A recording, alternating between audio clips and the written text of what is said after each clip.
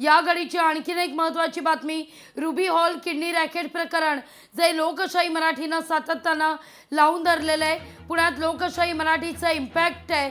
470 पानांचा चौकशी अहवाल प्राप्त आहे। मंत्री आबिटकरांकडे हा अहवाल सादर झालेला आहे। लोकशाही मराठीनं 2022ला हे सगळं प्रकरण समोर आणलं होतं।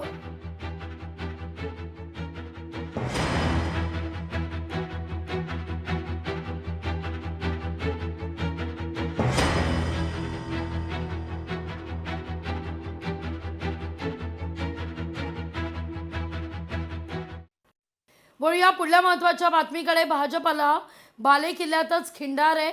नागपूरमध्ये 40हून अधिक पदाधिकाऱ्यांचे राजीनामे आहेत। या सगळ्यावर लक्ष आपलं कायम असेल।